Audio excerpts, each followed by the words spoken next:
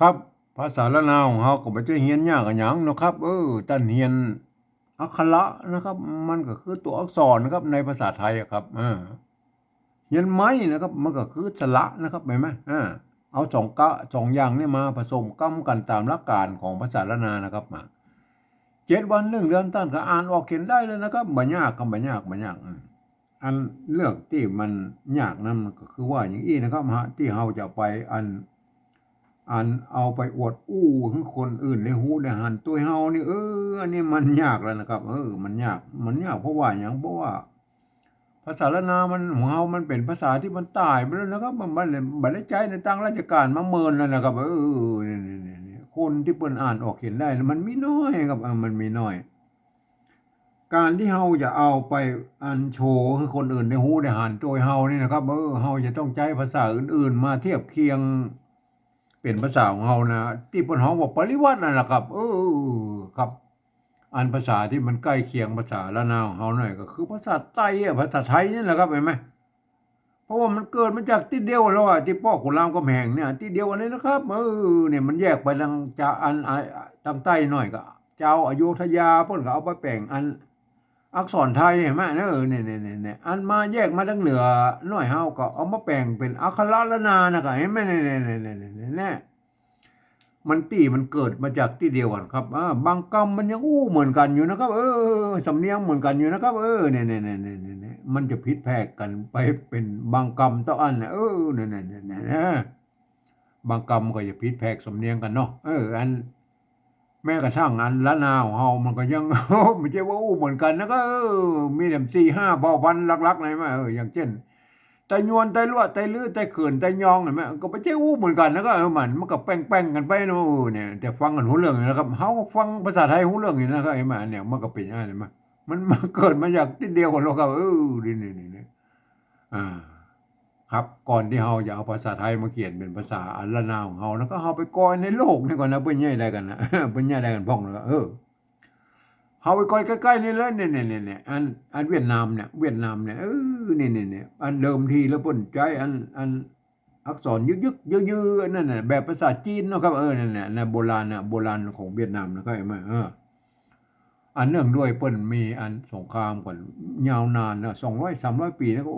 ยาวเมินนานน่ะตั้งสมัยสงครามเดียนเบียนฟูไปแล้วที่ฝรั่งเศสมาล่าอาณานิคมเนี่ยมาจนถึง สงครามเวียดนามใต้เนี่ยอันแบ่งเวียดนามเหนือเวียดนามใต้อันที่อเมริกันเข้ามาอันหนุนเนี่ยมานี่เปิ้นบ่สามารถอันถ่ายทอดอันอักษรยึกยือนั่นน่ะมาสู่รุ่นล่าลูกหลานเหลนเปิ้นนะครับเบิ่นเนี่ยเปิ้นลูกหลานเหลนบ่เดียวเปิ้นอ่านบ่ได้เขียนบ่ได้เลยนะครับภาษาอันหมู่นั้นน่ะ เปิ้นก็เลยหันไปเอาอันนั้นภาษาอาหรับิกนะครับไปเขียนเป็นภาษาของเปิ้นนะครับนี่แล้วไปใส่จุดใส่หมวกใส่ขีดใส่หมวดสะปะสะเปะนะครับเวียดนามนะภาษาเวียดนามนะนี่เพื่อให้มันได้ตามเสียงของภาษาเวียดนามหมดนะไปพอนะครับไปแยงบ่นะครับในอันอินเทอร์เน็ตน่ะไปพอนะเขียนพิมพ์ว่าหนังสือเวียดนามมีบ่ได้นะครับโอ้พระเจ้านั่นคือหนังสือเวียดนามนะเนี่ยตัวหนังสือเวียดนาม เนี่ยจุดหมวกขีดอย่างมันก็คือวรรณยุกต์นะครับถ้าเทียบในภาษาไทย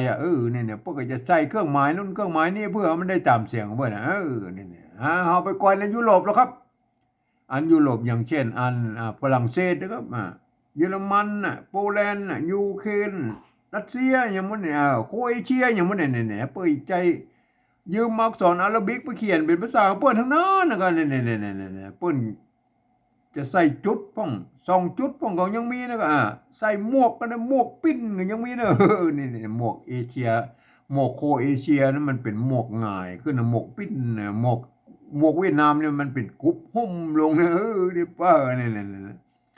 ต่างคนก็ต่างประดิษฐ์เครื่องหมายเข้ามาใส่หากันแล้วก็เนี่ยมันก็เป็นอย่างนั้นน่ะลักษณะการปฏิวัติภาษานะครับเฮาไปก่อยในอังกฤษแล้วครับอังกฤษนี่เพิ่นไปทำลายนั่นแล้วก็ไปทำลายแล้ว เปิ้นจะยืมเอาอักษรอาหรับิกนะครับไปเขียนเป็นภาษาของเปิ้นแบบโล้นๆอย่างนั้นแล้วเปิ้นบ่ใส่สักอย่างครับนี่แต่เปิ้นมีกฎเกณฑ์อยู่ว่านะก็คือพันเสียงไปเลยนะจะเอากี่เสียงหยังก็ว่าไปเลยตามบริบทภาษาของมันมา คำเดียวกันนั่นแหละเป็นประโยคคำถามกับเสียงแบบหนึ่ง ถ้ามันอยู่ในประโยคธรรมดากับเสียงแบบนึงนี่เขียนแบบเดียวกันนะเนี่ยมันเป็นยังไงมันได้หลายพันได้หลายเสียง เอามาก็เหมือนภาษาละนาของเฮายุคต้นๆนะครับมันบ่มีไม่เอกไม่โทคือไม่เยาะไม่ขอจ้างนั่นแหละเนี่ยมันก็พันกันได้หลายเสียงเหมือนกันเนี่ยมันเป็นอย่างนั้นแหละลักษณะของภาษาและการปฏิวัติภาษานะครับในโลกนี้มันเป็นอย่างนี้นะครับนะครับก่อนที่เฮาจะเอาภาษาอันไทยเนี่ยมาปฏิวัติเป็นภาษาละนาของเฮานะเฮาควรจะมีอันที่อ้างอิงก่อนนะครับไม่ใช่ว่าอันต่างคนต่างเอามานะก็เนี่ย10ถ้าเอาต่างคนต่างเอามาเนี่ย10 คนเอามาเนี่ยมันก็10 คนเขียนมันก็ไปทำ10 แบบนะครับ นี่100 คนเขียนมันก็ไปทำ100 แบบนะก็เนี่ยมันเป็นอย่างนั้นเขาควรจะยึดถืออันไหนเป็นยึดเป็นกลางนะครับควรจะยึดถือนะครับผมเองเนี่ยผมได้ใช้หลักการของสภาวัฒนธรรมมหาวิทยาลัยเชียงใหม่นะครับเพิ่นตกลงกันไว้เมื่อปลายปี28นะครับเพิ่นตกลงไว้ว่าอย่างนี้นะครับการที่จะเอาภาษาไทยมาอันสะกดเขียนเป็นภาษาละนาน่ะเรียนหรือที่เพิ่นฮ้องว่าปริวัตินั่นนะครับเพิ่นบอกว่าก็ทำได้อยู่3 แบบหรือ3 รูปแบบนะครับอันแบบที่1นั้นเปิ้นจะเอาไว้สะกดเขียนนะครับบันทึกในลักษิลาจารึกเอกสารสำคัญในโบราณนะครับที่มันสำคัญนะเปิ้นจะเอาภาษาไทยเนี่ยไปเทียบเอามาทุกอักขระนะครับทุกไม้นะครับทุกเครื่องหมายนะครับเนี่ยเปิ้นบอกเว้นเนี่ยนะครับเปิ้นจะเอามาแบบละเอียดเนี่ยแม้กระทั่งไม่กงไม่กังไหลเปิ้นเอามาหมดนะครับเบิ่งผิวเลยนะครับอันนี้เป็นการปริวัติแบบละเอียดนะครับเฮาบ่โอ้ถึงรายละเอียดละเฮาบ่ได้ใจนะครับเฮาไม่ได้ใจเฮาบ่โอ้ละเฮามาโอ้แค่แบบที่2นี่ก็พอนะครับอันแบบที่2นี่เปิ้นว่าอีนะครับแบบที่2นี่เปิ้นว่าอันยืมมาอักษรไทยมาปรับเทียบเพื่อเป็นอักขระละนาตำบลปูนนี่แล้วก็ประกอบกรรมขึ้นมากับแบบภาษาไทยผสมผสานกันไปนะครับบางครั้งไม้หรือสระมันบ่ตรงบ่ตัดกันก็บูรณะกำศัพท์ได้นะครับหน้าตา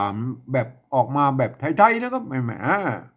แต่เวลาอ่านนั้นท่านต้องนึกถึงว่าโอ้อันนั้นเป็น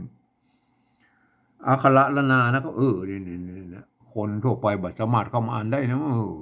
มันก็จะผิดเพี้ยนสำเนียงนะครับคนทั่วไปไปอ่านแบบที่3พุ่นนะครับเดี๋ยวก็มาแบบที่3เนี่ยแบบที่2นี่ก็น่ะเนี่ย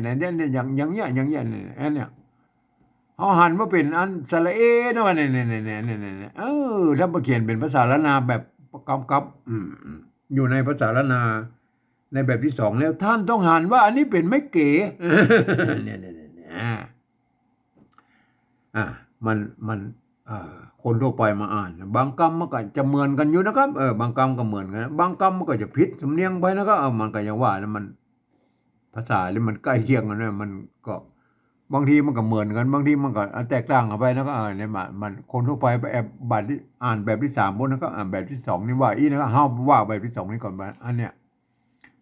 อันนี้ไม่เกลือเนี่ยเมื่อนะครับเนี่ยเมื่อเนี่ยไม่เกลือนะตัวมอม้านะครับมะใช่ไหมมอม้าอันนี้ที่เราเนี่ยไม่เกลือโบราณเพิ่นมีอันเพิ่นโบราณแท้ๆแล้วเพิ่นมีอันไม่กี่กับไม่อันนี้กันย้อนตวงหลังนี่บ่มีเนาะมาเพิ่มกันทีหลังนะครับเห็นไหมเพื่อให้มันเป็นอันมันเป็นสระเสมอเพิ่นกำหนดว่าเป็นไม่เกลือกับไม่เกลือนะครับไม่เกลือก็ไม่เกลือมันเป็นมาถ้าเอาอีเป็นไม่เกลือนะครับเพิ่นกำหนดมาทีหลังนะแต่ก่อนเพิ่นใช้ร่วมกันนะไม่เกลือก็ไม่เกลือนะครับเห็นไหมเอาไปก้อยโบราณก็โบราณเพิ่นอย่าเอาเขียนอะไรนะครับเนี่ยไม่เกลือใช่ไหมเนี่ยไม่เกลือนี่เนี่ยไม่เกลือใช่ไหมเนี่ยไม่เกลือเนี่ยอันนี้ตัวไม่ไก่ตัวสาใช่ไหมมันยุคนั้นมันมีไม่เยาะไม่ขอจ้างเด้อแล้วก็เพิ่นก็อ่านว่าเนี่ยอ่านได้3เสียงใช่ไหมจะใส่ก็ได้นะเสียงจัตวาใช่ไหมจะใส่เสียงเอกก็ได้นะหรือจะใส่ก็ได้นะเสียงโทพิเศษใช่ไหมเนี่ยอ่านได้3เสียงเนี่ยอันนี้กรณีนี่อ่านว่าใส่นะครับ มีไม่เยาะนะอันนี้มันอ่านไอใส่นะอันนี้หรออันนี้ไม่เกลือเพิ่นไหมใส่เกลือใช่ไหมใส่เกลือ อันเนี้ยมันออกไปทางยองหน่อยนะครับใส่เกลือ ใส่เกลือเนี่ยอันนี้ไม่เกลือโบราณมันมีตัวนี้นะใส่เกลือปอตัดใช่ไหมปอตัดเนี่ยใส่เกลือปอตัดเนี่ยใส่เกลือนะก็เนี่ยไม่เกลือเนี่ยไม่เกลือโบราณ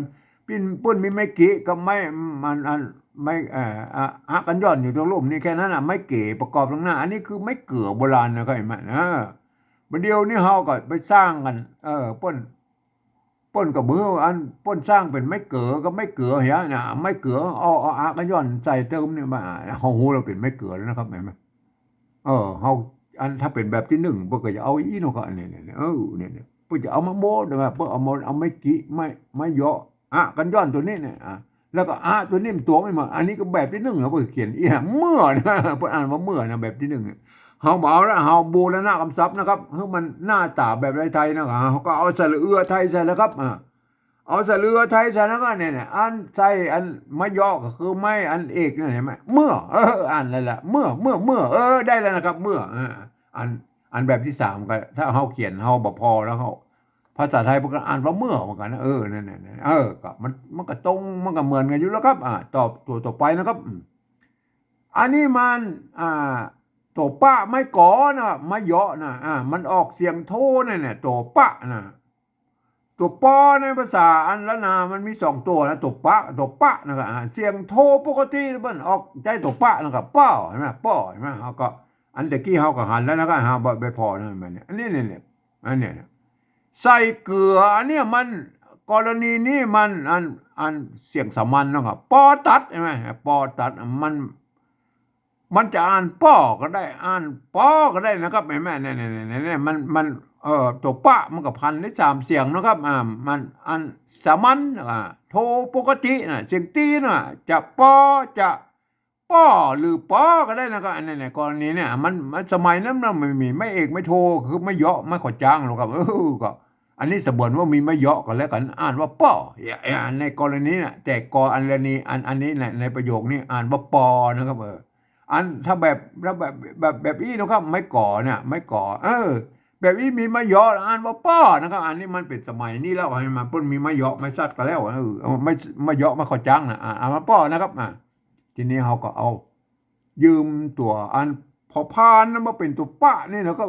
นี่เนี่ยเพิ่นยืมมาตั้งโบราณนั่นแหละครับมันตัวปอมันมี2มันภาษาไทยมันมีตัวเดียวนะตัวปอนะนี่เขาก็ยืมเอาอันตัวพอพานมาเป็นตัวป้านะครับเนี่ยมันอ่านมันกับปอเหมือนกันนะตัวปะกับตัวปะใช่ไหมอันนี้ตัวปะนะครับไม่เยาะอันแบบถ้าเป็นแบบที่1ไปเอาไม้กางบนมาด้วยนะครับเอาแบบที่2นี่เขาบอกมาตัวแล้วไม้กางบนเขาเอาแค่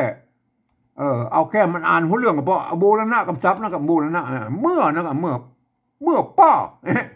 ป้อนะอันนี้อ่านว่าป้อไม่ใช่พ่อนะครับอันนี้อ่านว่าป้อนะครับเนี่ยป้อนะอันนี้เขาบูรณะคำศัพท์ว่าเมื่อก็ป้อเนี่ยท่านนึกหูไว้แล้วว่าเขาบูรณะคำศัพท์นะครับคือมันหน้าตาแบบไทยๆแล้วเนี่ยหน้าตาแบบไทยๆแล้วอันเนี้ยหน้าตาแบบไทยแต่เวลาอ่านท่านต้องนึกถึงว่าอันนี้เป็นตัวตัวป้านะครับอ่านว่าเมื่อป้อนะเนี่ยอันถ้าคนทั่วไปมาอ่านว่าเมื่อพ่อเนี่ยมันอ่านมันจะเพลิดจะจัดอันผิดสำเนียงไปแล้วก็มันได้เอาคนทั่วไปมันอ่านแบบที่3อ่านละโหเลยเมื่อป้อนะต่อไปแล้วไม่เก๋ตัวมะไม่เยอะอันนี้มันตรงกันละแม่แม่ภาษาไทยก็ได้แม่เหมือนกันก็แล้วไปนะครับอันที่มันตรงกันเนี่ยง่ายๆเนี่ยเขาก็บอกต้องมายุ่งไว้แล้วก็แม่เนี่ยเขามายุ่งตอนที่มันมันซับซ้อนเนี่ยมันเหมือนกันนะว่าอันสระไทยกับอันไม้หรือสระอันละนานี่มันเหมือนกันเนี่ยเขาก็บูรณะคำศัพท์มันเหมือนไทยๆนะตามที่เพิ่นว่ามาน่ะปลายปี28ของสภาวัฒนธรรมมหาวิทยาลัยเชียงใหม่นะถูกมะไม่กี่อ่านว่ามีมีแม่มีมันเต้ากันกันแล้วไปนะครับอันนี้หรอตัวกะนะครับไม่กี่ตัวหน้านะกินนี่อ่านว่ากินแล้วก็อันนี้หรอนี่อ่านว่ากินแล้วก็อ่านว่ากินแต่เฮามาตรงตัวแล้วเฮาก็บ่ต้องไปยุ่งเว้นเห็นไหมแต่เวลาอ่านมันต้องอ่านว่ากินนะเสียงจัตวาน่ะกินเห็นไหมกินแล้วก็อ่านว่ากินแล้วก็เดี๋ยวผมสะกดให้นะอ่านภาษาไทยนะครับถ้าแบบที่3นะมันจะต้องเปลี่ยนแปลงแล้วนะวันนี้มันมีเสียงโทพิเศษก็เดียวก็จะเอาสะกดตัวนี้ดูนะไอ้กินกินอันนี้เราเนี่ยตัวข้านะครับกำด้วยตัววะนะครับออกเสียงเอกนะคว้างนะครับเนี่ยไม่กาตัวง่ายไหมคว้างนะครับคว้างนะตัวข้าหางยาวนี่เพิ่นสร้างมาตั้งแต่โบราณเลยมา ตัวข้าหางยาวนี่แล้วก็อันเขาไปดูแล้วเนี่ยข้าหางยาวแล้วก็เนี่ยเห็นไหมตัวข้าหางยาวเนี่ยกินน่ะปิ้นดำอันนี้ไม่ใช่กินนะปิ้นน่ะปิ้นตัวปะนะครับปะ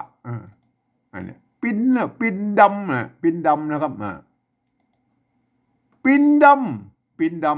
ำอันนี้ค้ำใช่ไหมตัวคอเนี่ยข้าหางยาวมันมีแล้วค้ำน่ะไม่กำไม่ใจไม่กาวงตัวเองไหมมาค้ำแสนเนี่ยปิ้นดำค้ำแสนอันนี้ซิกเก้าอันนี้ว่าซิกเก้าเห็นไหมมันเก้ามันต้องไปอ่านละเนี่ยเก้าปงเห็นไหมปงเข้าน้อยก็ว่าไปอ่านไปแล้วอันนี้มันเป็นภาษาโบราณตั้งแต่ป้นบ่มีไม่ขอจ้างละไม่เยาะไม่สั้นไม่ขอจ้างอะไรไหมตัวข้าอ่างยาวเนี่ยปนสร้างมาแล้วนะครับไอ้แม่สมัยนั้นน่ะตัวข้าอ่างยาวปนสร้างมาแล้วตัวอันอื่นๆน่ะไอ้แม่ปนสร้างมาหมดแล้วอันนี้เป็นภาษาที่มันยุคที่มันหลังจากเป็นภาษาบาลีนะครับเนี่ยเป็นยุคแรกๆเลยนะยุคต้นๆของภาษาละนานเนี่ยที่พูดเขียนเนี่ยยังมันมีไม่เอกไม่โทก็คือไม่เยาะไม่ขอจ้างนะแต่เนี่ยเดี๋ยวรุ่นนะนี่หลังๆปลายมาพวกนี้สร้างไม่เยาะไม่ขอจ้างมาแล้วก็หมายว่าแต่ก่อนผู้ใจไม่ซัดแตนหมดแล้วก็ขอว่าซัดเข้าไปมันก็ปั้นเปลี่ยนเสียงแล้วนะก็แม่เปลี่ยนเสียงก็ไปว่ากับเราเองเหมือนภาษาภาษาอังกฤษแล้วก็พวกก็ว่ากันไปตามแบบนั้นไหนว่าเฮาเลยนะไอ้ตัวข้าหางยาวเนี่ยตัวข้าหางยาวเนี่ยเพิ่นยืมตัวคอโคนมาเป็นแล้วก็ตัวข้าหางยาวเนี่ยเนี่ยตัวว่ากั้มอันนี้ว่ากั้มเนอะสมัยนั้นพวกก็มีว่ากั้มเหมือนว่ากั้มอันนี้ไม่เยาะก็ไม่เองนะไม่กาไม่กาตัวงะงองูขว้างออกเสียงโทปกตินะขว้างเห็นไหมเนี่ยขว้างอ่านว่าขว้างนะครับเอานี่ละตัวนี้มันตัวบะนะครับไม่โกะไม่โกะนะเนี่ยไม่โกะไม่โกะก็คือไม่โกะแล้วก็ประกอบด้วยมันโกะโกนะครับโกไม่โกะนะครับเนี่ยไม่โกะนะครับไม่โกะไม่มันมีไม่โกะเนี่ยควบไม่กะเนี่ยเป็นไม่โกะนะตัวบะนะครับอันเนี้ยไม่ขอจ้างนะไม่ขอจ้างเนี่ยโบแล้วก็โบใช่ไหมอันตัวบะเนี่ยมันเป็น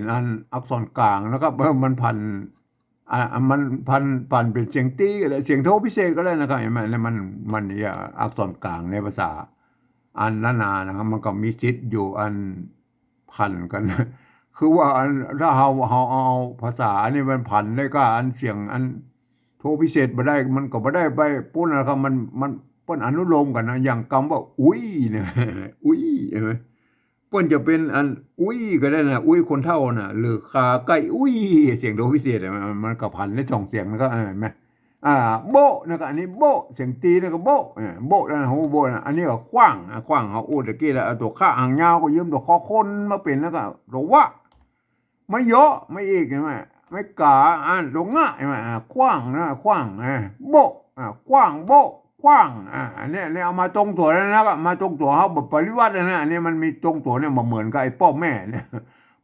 เขาปริวัติหรอครับปริวัตินะครับอันนี้บอกปริวัติเขาเอามาตรงตัวนะครับแม่มีกลิ่นขว้างโบขว้างบะนะครับบะบะบะนะครับบะตัวบะก็บอใบไม้นะมันตัวปะป้อมกับบะเนี่ยบะก็เหมือนกันนะเพื่อนเอาสร้างมาก็เอายืมเอาตัวไอ้ปะป้อมเนี่ยมันเป็นตัวบะนะครับเป็นบะก็เอาใช้ร่วมกันนะตัวบางกรณีก็ใช้เป็นปะป้อมบางที่ก็เป็นตัวบะก็สุดแล้วแต่นะแล้วแต่บริบทนะครับภาษาละนามมันเป็นอย่างนั้นไม่ขอจ้างไม่โทนะไม่กะบะเห็นไหมขว้างโบขว้างบะเห็นไหมได้เลยไหมอันนี้ป้อเขาอู้ตะกี้ตัวป้านะครับยืมตัวพอมาเป็นตัวป้านะครับตัวพอพานเนี่ยไม่มาอันนี้เขาก็บอกว่าโบราณคำศัพท์นะครับเขาบอกเอาไม่กังวลมาแล้วเนี่ยป้อนะครับเห็นไหมอันนี้แม่นะครับแม่ แม่อันนี้กับแม่เขาก็อุตะกี้ละตรงตัวแล้วแม่นี่ตรงตัวนะตรงมะมะเยาะนะเยาะอันปะนี่เขาบูรณะคำสาวพ้นนะครับเห็นไหมอันปะเนี่ยเขาบูรณะคำสาวพ้นนะครับเห็นไหมอันปะนี่นะครับเอาบูรณะคำสาวพ้นหน่อยเขาบอกเอามากางบนมาเอาเนี่ยตัวตะนะครับยืมตัวต่อเต่ามันเป็นตัวตะนะครับไม่กาหางหญ้าเนี่ยก็ยอยักษ์นะครับเห็นไหมตายอันนี้ไม่อันนี้ตายนะมันคนอุ่นไม่อ่านว่าภาษาไทยไปอ่านว่าตายใช่ไหมเนี่ยอันนี้เราตัวละนะครับตัวละไม่กะก็ละนะครับมันละสิ่งที่นะละสิ่งที่ตายละบะเห็นไหมอันละกับบะเนี่ยมันแตกต่างเห็นไหมเนี่ยมันเสียงตีเหมือนละบะเห็นไหมอันบะเนี่ยถ้ามันมามีไม่ขอจ้างมันไปอ่านเป็นเสียงจัตวากับบะมันบะนะครับมันต้องใส่ไม่ขอจ้างแล้วก็บะเห็นไหมบะละเห็นไหมเนี่ยมันมีอันไม่จีแล้วในภาษาอันภาษาละนามันมีไม่เยอะก็ไม่ขอจ้างตัวอันน่ะบะนะครับบะไว้ใส่ตัวเนี้ยบะเห็นไหมบะอันละเห็นไหมอันนี้เราไม่เกนะครับไม่เกตัวปะนะครับตัวหน้าเห็นไหมเป็นนะครับเป็นในภาษาละนาพวกก็เขียนตัวเอียนะพวกมันมีไม่สั้นนะครับเห็นไหมพวกมันมีไม่สั้นนะฮะก็โปรดเข้าใจไว้ด้วยนะครับเป็นผมก็หลายเจือนะบรรยายให้ดูหลายเจือแล้วนะก็เป็นก็เป็นอันนี้เอาอันนี้เนาะอันนี้บ้านะก็บ้าตัวบะตัวบะบะไม่เยอะไม่เยอะเอามาอีกอันนี้ปุ่นใจไม่กล่าววงเห็นไหมอันนี้เนี่ยตัวบะเนี่ยไม่กล่าววงที่ปุ่นใจนิยมใจก็มีตัวอันกะนะครับตัวกะตัวบะนะครับตัวตะตัวทะตัววะนะมี5ตัวนะครับโบราณมันมีตัวนึงก็คืออันนี้เนี่ยตัวข้าหางยาวเนี่ยข้างยาวเนี่ยเนี่ยข้างยาวเนี่ยอันพวกใจไม่กล่าววงเลยเนี่ยคำแสนปินดำปินดำปินดำคำแสนใช่ไหมคำแสนปินดำคำแสนนะตัวข้าเนี่ยพวกใจไม่กล่าววงถึงแม้ว่าจะเป็นไม่กล่าวมันก็ใจไม่กล่าววงก็สุดแล้วแต่นะครับประเดี๋ยวนี้มันใจกันก็แล้วแต่นะครับโบราณมันก็ใจนะตัวข้าหางยาวก็ป้นก็เสมือนว่าเป็นตัวกะนั่นแหละครับก็เอาโอเคบ้านะครับไม่กะอันนี้บ้านะบ้าไม่กะวงเขาก็ไม่กะวงก็คือสระอานั่นแหละครับมันจะวงบ่วงก็สระอานั่นแหละบ้านะอันนี้ห้อยนะก็ห้อยน้อยจ่ายมันห้อยตัวฮะไม่เยอะอากันย้อนอากันย้อนตัวเนี้ยอันนี้ห้อยน้อยจ่านั่นอันนี้มันให้ยาวเลยเอาไอ้น้อยมันหน่อย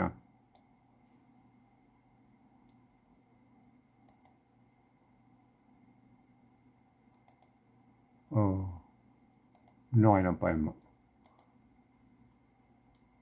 เอาเลื่อนหน่อยเอาเลื่อนไปเลยเลื่อนนะห้อยแล้วก็เอาไปก้อยห้อยแล้วก็โบราณหน่อยมั้ยอันเนี่ยก็ปินดำคำแสนนี่แหละใช่ไหมอันนี้น้อยมันเนี่ยน้อยปินดำคำแสนซิกเก้ามันเสมือนมีอันนี้เขามาอ่านตัวละเนี่ยนะเก้าปงเข้าอันนี้เขาอ่านเขาก็ได้เข้าก็ได้เข้าอันนี้น้อยไม่น้อยไม่ก่อเจ๋งดูตัวนี้ไอ้ไม่ก่อเนี่ยไม่ก่อเนี่ยเวลาเพิ่นมีตัวเนี้ยสะกดแล้วไปตัดไม่กังวลออกแล้วเนี่ยมันอ่านน้อยก็ได้นะครับเนี่ยอ่านน้อยก็ได้อ่านน้อยก็ได้มันเสมือนว่ามันสมัยนั้นมันไม่มีไม่เอกไม่โทไม่เยาะไม่ขอจ้างหรอกครับเนี่ยก็อ่านได้3เสียงแล้วก็จะน้อยจะน้อยจะน้อยก็ได้เนี่ยน้อยเนี่ยน้อยเนี่ยไม่อันนี้คืออันไม่ก่อนะครับเมื่อมีตัวสะกดแล้วเพิ่นจะอันตัดไม่กังวลออกนะครับท่านเข้าใจไว้แล้วนะครับไหมเพราะนั้นก็อันนี้คือไม่ก่ออันละนาเนี่ยเพื่อจะตัดไม่กังวลออกเขาออกมาเต้าอี้นะเห็นไหมอันนี้เทียบมาตรงตัวเลยนะครับเห็นไหมบาเหาะบาห้อยเสียงเอกนะห้อยอันนี้เราน้อยอันน้อยก็ดูแล้วตะกี้น้อยตัวหน้าอันตัวนะครับตัวเนี้ยนะครับเนี้ย ตัวเนี้ยนะครับตัวเนี้ยอันนี้เนี่ยอันนี้มันตัวแล้วครับตัวจ้านะครับตัวจ้าไม่กานะครับไม่กาไม่กาอ่าอันนี้มันเอาให้มันน้อยไหมโอเค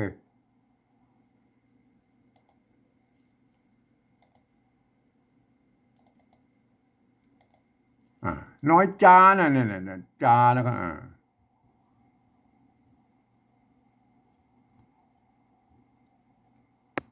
อันนี้ตัวจ้านั่นแหละตัวจ้านะยืมตัวมันตัวจอในภาษาละนานมันมีสองตัวจ้ากับตัวจ้านั่นไงนะตัวจ้าอันตัวจ้าเนี่ยตัวจ้ามันยืมตัวช้างมาเป็นตัวจ้านั่นแหละไม่ใช่น้อยมาอ่านว่าชานะอ่านว่าจ้านะอ่านว่าจ้าแม่นะคนตัวอื่นมาอ่านว่ามาหอยน้อยชามันไม่มันต้องอ่านว่าจ้านะเนี่ยจ้าเสียงสามัญใช่ไหมจ้ามาหอยน้อยจ้าใช่ไหมเนี่ยอันนี้หมูนี้เอามาตรงตัวเลยนะก็เป็นมันเนี่ยเนี่ยยกเว้นอันนั้นเนี่ยที่บูรณะคำสาของมีป้อนั่นนะป้อนะครับนั่นนะอันนี้ป้อเมื่อเนี่ยอันนี้บูรณะคำศัพท์คือว่าอันสระมันมาตรงมันตัดกันนั้นมันเหมือนกันนะครับบูรณะคำศัพท์นะครับเนี่ยอันนี้ได้นะครับได้นะครับภาษาปฏิวัติแบบที่สองนะพวกก็อ่านกันได้อย่างนี้นะครับไอ้อ่านเพื่อนจะต้องเป็นคนภาษาละนามาอ่านนะครับคนที่เพื่อนเรียนรู้ภาษาละนามาพวกก็หันว่าเป็นเอี้ยตัวมาตัวป้านะครับตัวกะนะตัวข้าหางยาวนะเนี่ยตัวบะเนี่ยเพื่อนหันเป็นอันภาษาละนานะครับเพื่อนอ่านว่าอย่างนี้นะครับเมื่อพ่อมีแม่กินเมื่อพ่อแม่มีกินมีเมื่อพ่อมีแม่มีนะครับเมื่อพ่อแม่มีกินขว้างโบขว้างบะพ่อแม่ตายละเป็นบ่ห้อยน้อยจาเพิ่นอ่านกันได้ยี่นะครับเห็นไหมมาอันนี้อันนี้คือภาษาปริวัติสำเนียงไตยอนเชียงใหม่นะครับเห็นไหมสำเนียงไตยอนเชียงใหม่พวกอ่านกันได้ยี่นะครับเห็นไหมอ่านได้ยี่นะครับเห็นไหมอันแบบที่สามนะครับแบบที่สามนั้นหลักการเพิ่นมีอีนะครับอ่านคนทั่วไปจะต้องไปอ่านแบบที่สามนะแบบที่สามเนี่ยมันหลักการมีอีนะครับเพิ่นบอกว่าตามข้อตกลงปลายปี28ของสภาวัฒนธรรมมหาวิทยาลัยเชียงใหม่นะเพิ่นว่าอย่างนี้นะครับเพิ่นบอกว่าคือฟังเอาเสียงภาษาละนาทั้งบนปูนนี่เพิ่นเปล่งเสียงออกมาอย่างใดนะครับก็เอาภาษาไทยเขียนไปจะนั่นเนี่ยนะเอาไปเขียนนะอันเปิ้นอูตัวเอี้ยน่ะมันก็คือเปล่งเสียงออกมาก็คือเสียงปูน่ะเห็นไหมก็เปิ้นสมัยนั้นเปิ้นก็เริ่มนึกเนาะครับว่าอันเป็นภาษาไทยอัน มันเป็นระบบ5เสียงแล้วครับมันจะเอามาเขียนเป็นภาษาละนาเป็นระบบ6เสียงแล้วมาเขียนบ่ได้นะครับมันเขียนบ่ได้บางเสียงเห็นไหมอันเสียงที่อันภาษาไทยมันเขียนบ่ได้เนี่ยก็คือเสียงโทพิเศษโทเมืองเลยครับเห็นไหมเนี่ยคือเสียงอันที่มันอยู่ในระหว่างอันเสียงโทปกตินะครับระหว่างไปถึงเสียงตีแล้วมาอยู่กึ่งกลางนะเสียงโทพิเศษอันเนี่ยมันเปิ้นบ่มีเสียงนี้ในภาษาไทยนะครับเพราะฉะนั้นพวกก็บ่ได้สร้างวรรณยุกต์มานะครับเนี่ยเพิ่นเขียนมาได้นะครับไอ้เสียงโทพิเศษโทเมืองน่ะวัดพระสิงห์เป็นห้องวัดตีเพี้ยนนะครับเนี่ยมันเป็นอย่างไรมาเดี๋ยวเฮาถึงโทพิเศษเฮาก็จะอันไหนถึงเรื่องกินเนี่ยเฮาจะผ่านให้ดูกันนะครับผ่านให้ดูว่ามันเป็นยังไงเสียงโทพิเศษนะครับผมเองก็อย่าใจจุดประดับไว้นะครับอันเสียงโทพิเศษนะครับอันตัวเดียวนั่นน่ะไอ้ตัวอื่นก็เขียนไปตามนั้นนะครับยกเว้นไอ้เสียงจัตวาทำตัวนึงก็เฮาก็ใช้แนวทางอันปริวัติแบบเวียดนามนะครับเป็นอย่างไรตัวต่อไปนะเปิ้นว่าฟังตะบนพุ่นนะครับฟังภาษาละนาเปล่งเสียงออกมาเลยเอาภาษาไทยเขียนจะนั้นนะครับเมื่อนะครับเมื่อตัวแรกนี่ครับเมื่อนะครับอันแบบที่สองเนี่ย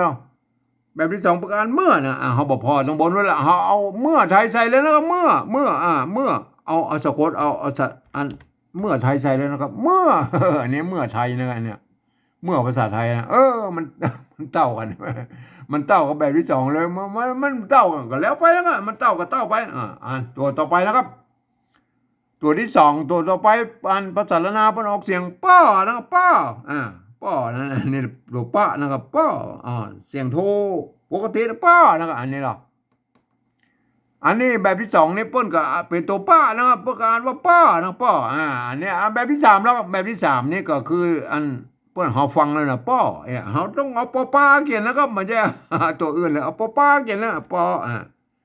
เอาป้อเนี่ยป้อมาอ่านปอปาเนี่ยมันเป็นภาษาอ่านอักษรกลางในภาษาไทยนะครับกจดตดตปปน่ะป้อเนี่ยป้อนะครับอันนี้เขาใส่ไม่เอกเหมือนเปิ้ลนี่หรอกอันเนี้ยเอาใส่ไม่เอกแล้วก็อันเนี้ยมันเนี่ยใส่ไม่เอกปอ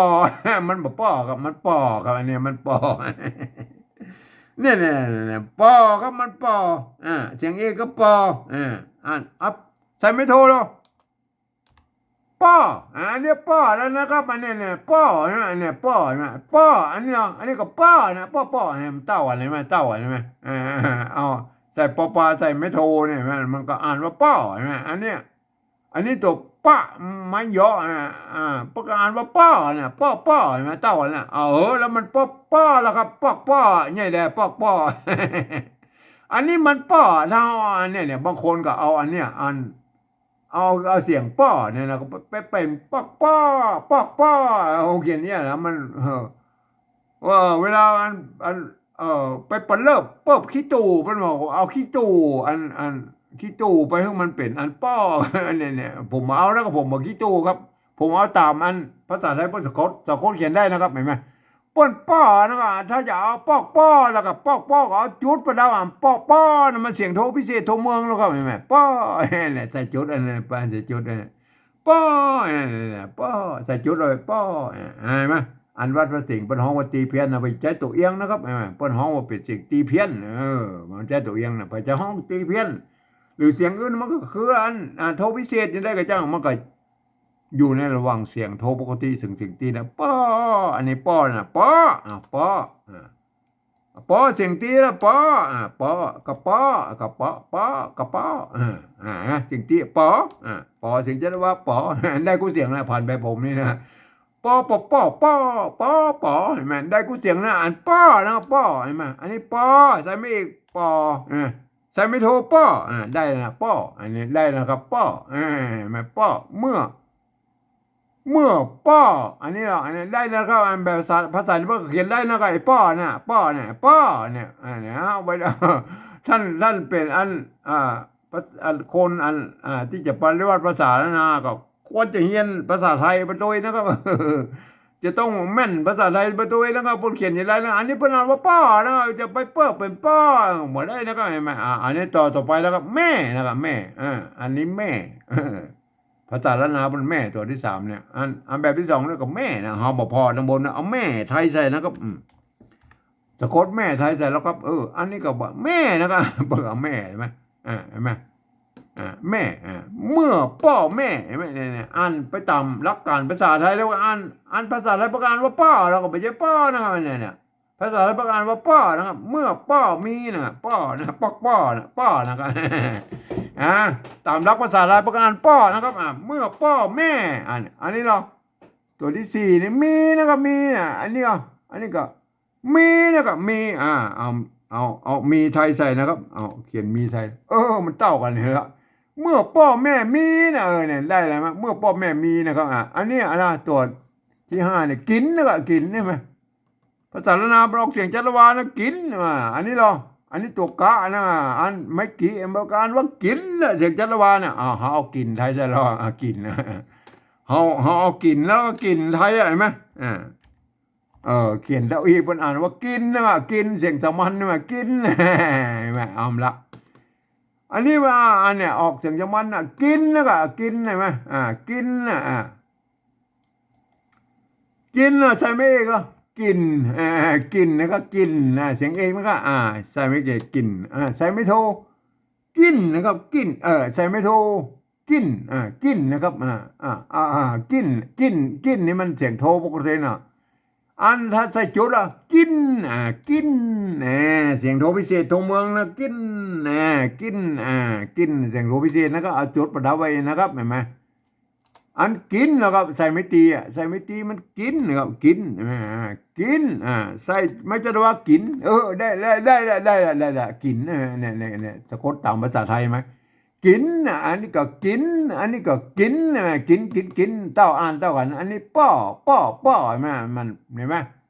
เมื่อพ่อแม่มีกินขว้างนะขว้างอันนี้เนี่ยอันภาษาละนาป่นขว้างนะขว้างขว้างอันนี้เราอันอันนี้อันภาษาละนาเปิ้นก็ตัวข้าหางยาวเนี่ยเปิ้นก็อ่านว่าขว้างนะขว้างทีนี้มันเอาภาษาไทยเขียนนะครับ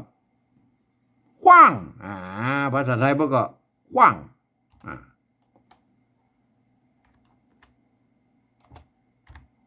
อันนี้เนี่ยขว้าง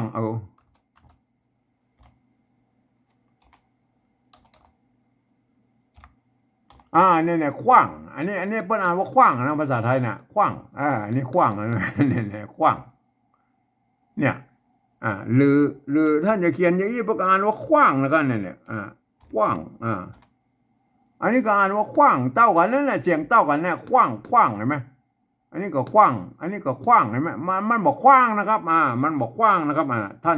นก็เลือกเขียนเอานะท่านจะเอาแบบไหนก็ได้นะจะเอาขว้างนี่ก็ได้มันบอกขว้างนะครับขว้างแต่ถ้ามันเป็นละนานหน่อยก็เอาตกอันบอกคือมันซับซ้อนนะครับอันนี้มันขว้างไทยนะครับขว้างพ่อแม่เมื่อพ่อแม่มีกินขว้างขว้างนะครับอันนี้ก็ขว้างนะครับขว้างขว้างอันนี้ก็ขว้างนะท่านจะเอาเลือกเอาตัวนั้นนะครับท่านจะเอาตัวใดก็ได้นะขว้างอันผมเองเพื่อมันกันซับซ้อนกันแล้วก็เมื่อมันผสมกันพวกเอาใช้ภาษาอันละนาเลยนะก็เห็นไหมเอาขว้า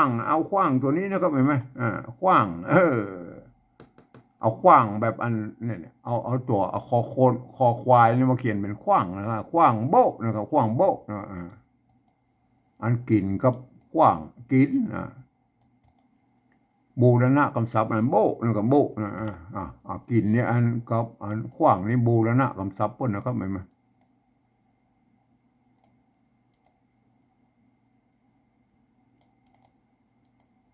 กิน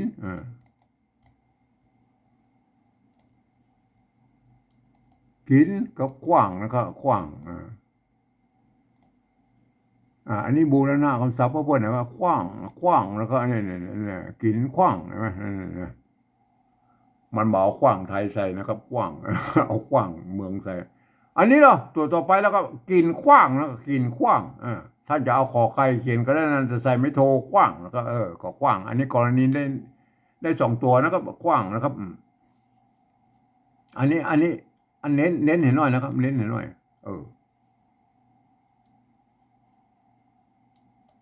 อันนี้ตัวนี้เน้นเห็นหน่อยนะครับเน้นเห็นหน่อย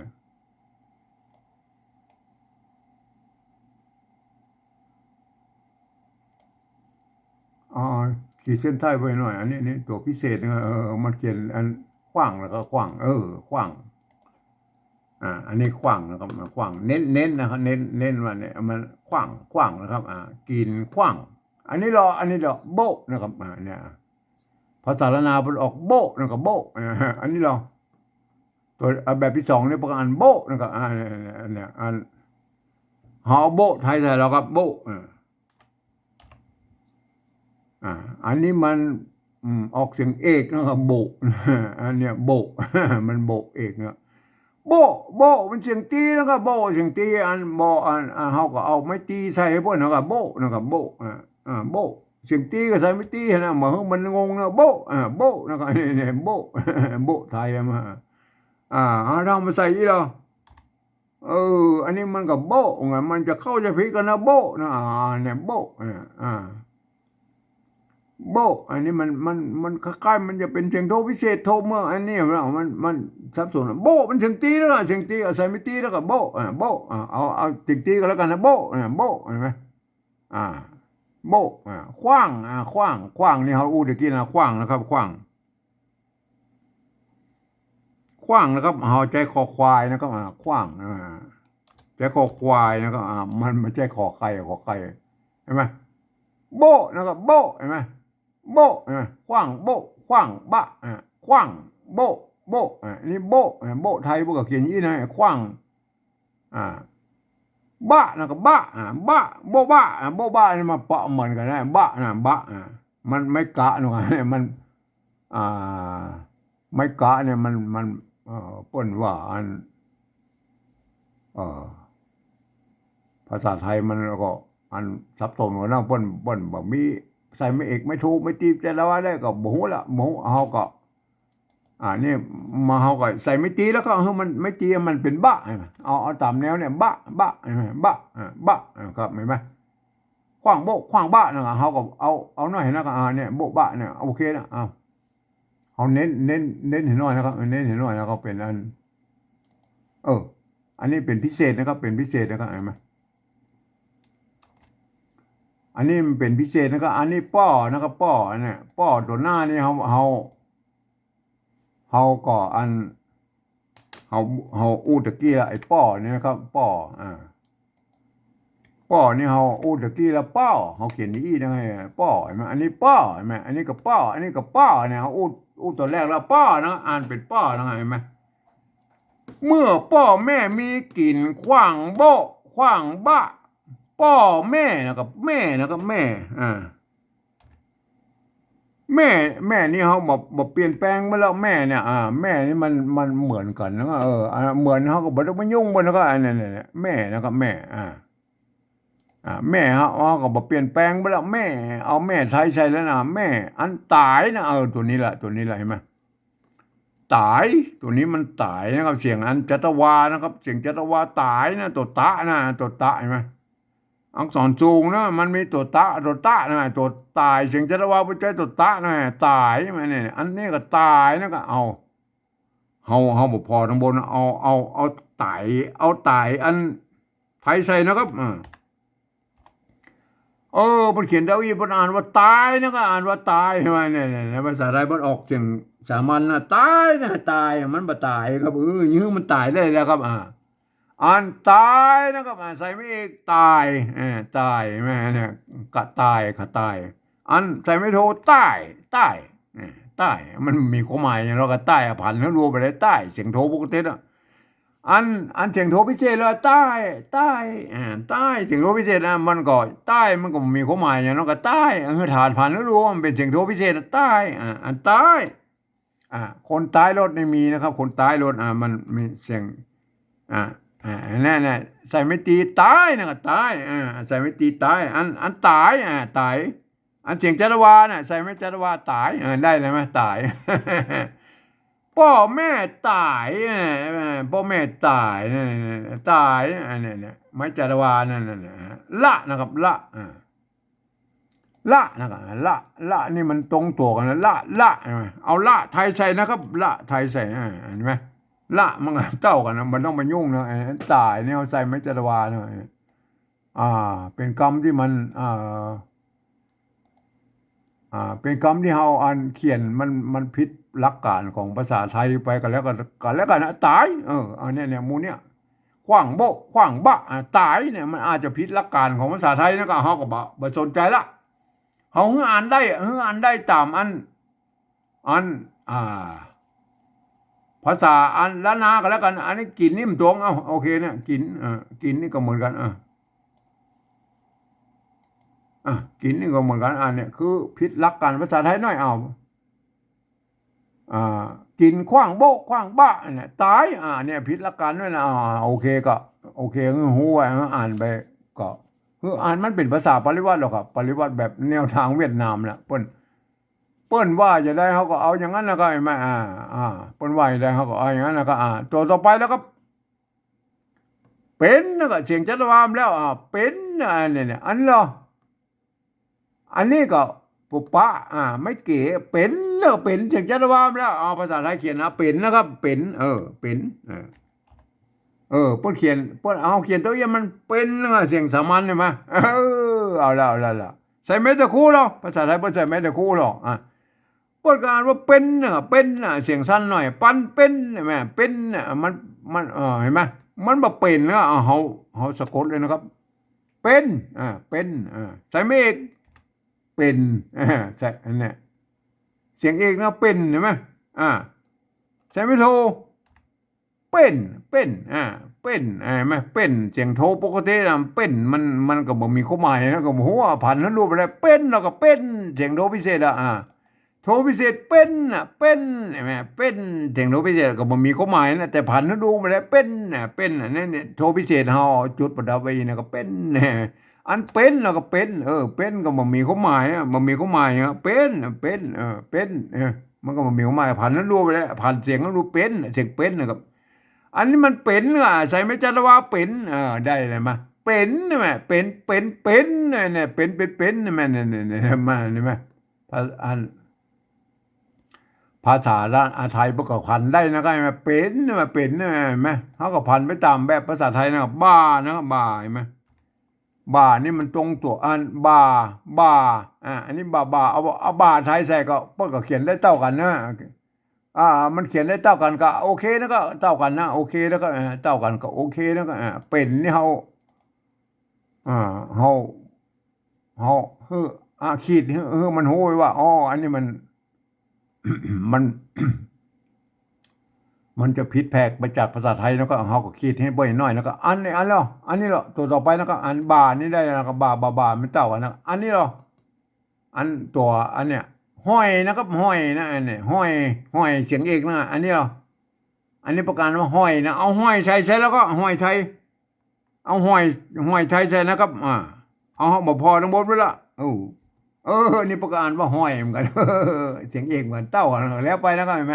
ภาษาไทยละนามมันบางตัวมันก็เหมือนกันอยู่แล้วก็มันเป็นภาษาที่มันใกล้เคียงกันนะครับมันเกิดมาจากที่เดียวหรออันตัวต่อไปแล้วครับน้อยนะครับน้อยน้อยอันนี้เหรอ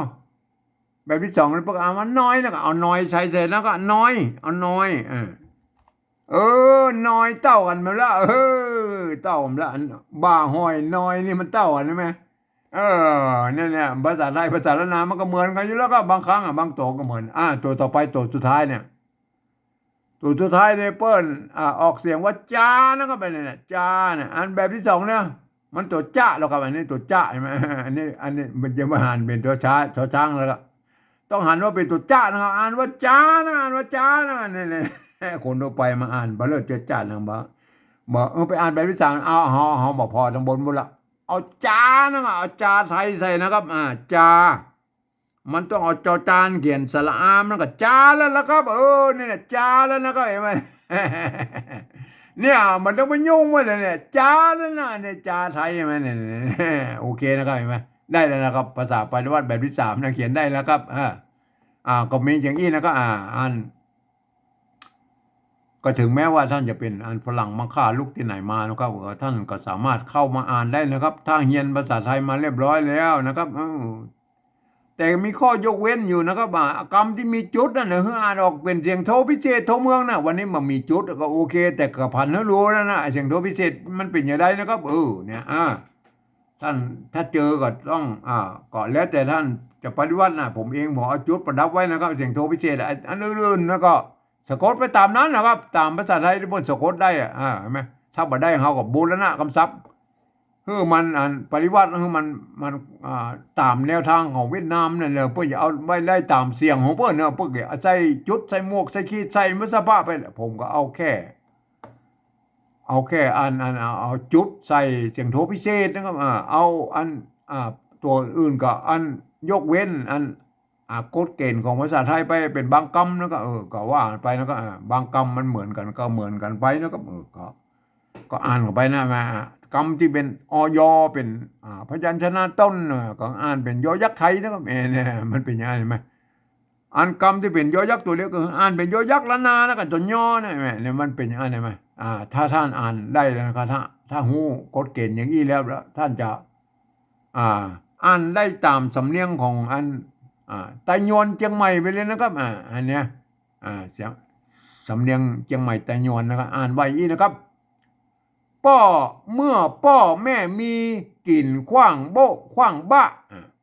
พ่อแม่ตายละเป็นบ่ห้อยน้อยจาอันนี้อ่านได้ใช่ไหมเนี่ยอันนี้คือสำเนียงไต้ยวนเชียงใหม่นะก็เพื่อจะออกเสียงกันอีนะครับเห็นไหมอันแบบที่สองนั้นท่านจะต้องเป็นคนที่เป็นเฮียนหูภาษาละนามาอ่านนะครับเนี่ยค คนทั่วไปบัดสามารถเข้ามาอ่านได้นะบางกรรมมันก็อ่านถ้าคนทั่วไปมาอ่านบางกรรมมันอาจจะเหมือนกันนะครับบางกรรมมันจะผิดเพี้ยนสำเนียงนะครับเพราะฉะนั้นจะต้องเป็นคนที่มีเรียนรู้ภาษาละนามานะครับเปิ้นจะอ่านไปตามนี้นะแล้วเปิ้นจะหันว่าอันนี้เป็นตัวมะตัวปะนะครับตัวกะตัวคะหางยาวตัวบะใช่ไหมเนี่ยตัวเนี่ยเปิ้นอ่านเป็น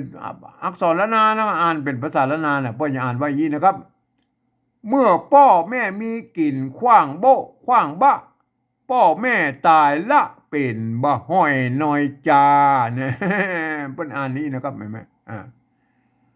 อ่านตะบนพุ่นมันเป็นภาษาละนานะครับส่วนใหญ่แล้วพุ่นก็เก่งกันอย่างนี้นะครับเนื่องจากอันละนาเฮามีอันตั้ง4-5เผ่าพันธุ์นะครับแต่ยวนแต่ลั่วแต่ลือแต่เขินแต่ยองน่ะมันก็อย่างว่านะครับ การเขียนโบราณมาตั้งแต่โบราณมาแล้วจนถึงปัจจุบันเนี่ยพวกก็ถ่ายทอดกันมานะครับตามสายของเพิ่นก็บัดเดี๋ยวนี้มันก็อาจจะเขียนแตกต่างกันไปพ้องนะครับแต่พวกก็อ่านกันได้นะครับภาษาอันละนาก็ถือว่าอ่านเขียนคือมันอ่านออกก็ได้อ่านได้ก็พอแล้วนะครับได้เป็นกินแล้วนะครับเฮาก็ไปต้องไปว่าเพิ่นนะครับอ่านส่วนใหญ่แล้วมันก็เขียนอย่างนี้นะก็อันยังไม่เก๋อเนี่ยไม่เก๋อเนี่ยมันอาจจะใจไม่กี้ก็ได้นะครับหรือไม่กือนะไม่กือก็อันไม่กี้มาเรียกว่าตะวัดห่างเป็นไม่กือโบราณยุคปลายๆพวกก็ใจไม่กืออันตะวัดห่างนี่นะครับไหมแต่ไม่กืออันยุคต้นๆแล้วปนไม้กี้อย่างนี้แล้วก็เอาไม้200ตะวัดไว้ตรงกลางปุ๊บนะครับไม่กือไม่กือก็สุดแล้วแต่ท่านจะชอบไม่กือแบบใดก็ได้ก็สุดแล้วแต่นะอันเนี้ยอันเมื่อเนี่ยไม่เกลือเนี่ยอันโบราณแล้วปนแต่ละปนผมก็ดูต้นแล้วไม่มันมีไม่กี่ก็ไม่กะกันย้อนต้อนนะไม่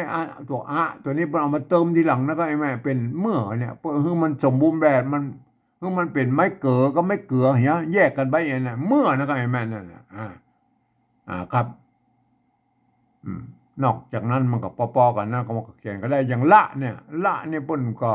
จะใส่ไม่กะก็ได้บ่ใส่ก็ได้นะครับบ่ใส่ประกาศว่าละอยู่แล้วนะครับแม่เนี่ยก็แล้วแต่ก็แล้วแต่ปุ่นนิยมเขียนนะครับเห็นไหมอันนี้เฮาก็ไปว่าปุ่นไม่ได้นะไปบ่ใส่ประกาศว่าละอยู่แล้วน่ะใส่ไม่กะก็อ่านว่าละ มันมาเปลี่ยนนะมาเปลี่ยนอย่างนั้นไหมเพียงประดับมือหูไว้มันงงไปแล้วน่ะใส่ไม่กะให้มันละก็แล้วแต่นะครับเห็นไหมก็แต่เพิ่นก็อ่านกันได้นะครับเพิ่นก็อ่านกันได้อันนี้เป็นการอ่านแบบสำเนียงเชียงใหม่ตะยวนนะครับเพิ่นอ่านไว้อย่างนี้นะครับเมื่อพ่อแม่มีกลิ่นขว้างโบะขว้างบะเมื่อพ่อแม่ตายละเป็นบ่ห้อยน้อยจาเนี่ยพวกก็อ่านกันได้อย่างนี้เลยมั้ยอันนี้คือสำเนียงเชียงใหม่ตะยวนเลยมั้ยครับวันนี้เป็นการปริวัติของอันภาษาละนาแบบสำเนียงตะยวนเชียงใหม่นะครับเนี่ยมันเป็นมันก็จะได้กันอย่างนะครับเนี่ยไหมอันถ้าเป็นท่านอันเป็นอันเผ่าพันธุ์อื่นๆนะครับท่านจะปฏิบัติให้มันได้ตามสำเนียงของอันสำเนียงของท่านนะครับก็ท่านก็ไปคิดกันเอาเองนะครับครับมันอย่างว่ามันการปฏิวัติมันก็ยากหน่อยนะครับเพราะว่าภาษาไทยมันเป็นระบบ5เสียงนะครับเอามาเขียนภาษาละนาของเฮามันระบบ6เสียงมันบ่ได้ครบทุกเสียงนะครับท่านก็ตั้งใจอันการปฏิวัติกันเอาเองนะครับผมเองเนี่ยผมใจหลักการของสภาวัฒนธรรมมหาวิทยาลัยเชียงใหม่นะครับเปิ้นตกลงกันไว้เมื่อปลายปี28นะครับนี่ว่าอันเนี่ยเปิ้นมันเฮาเอายึดถือมาเป็นหลักนะครับท่านก็ควรจะใจหลักสภาวัฒนธรรมมหาวิทยาลัยเชียงใหม่เนี่ยเพราะว่ามันจะได้อันเหมือนกันนะครับถ้าเรามีหลักเหมือนกันแล้วการเขียนอันภาษาปริวัติมันก็จะออกมาคล้ายๆเหมือนกันใกล้เคียงกันนะมันจะเขียนกันไปเลยแล้วก็ก่อนเสร็จแล้วแต่ท่านไปคิดนะครับการปริวัติภาษาเนี่ยมันเป็นเรื่องมันบ่มีกฎเกณฑ์อย่างแน่นอนนะครับท่านก็ไปมาหมูไผ่จะว่าอย่างกันแล้วก็มันก็เขียนกันไปมันเป็นลิขสิทธิ์ของท่านนะครับท่านจะเขียนอย่างไรกันแล้วช่วยแล้วแต่นะครับครับวันนี้ผมก็ขอบรรยายเพียงแค่นี้นะครับ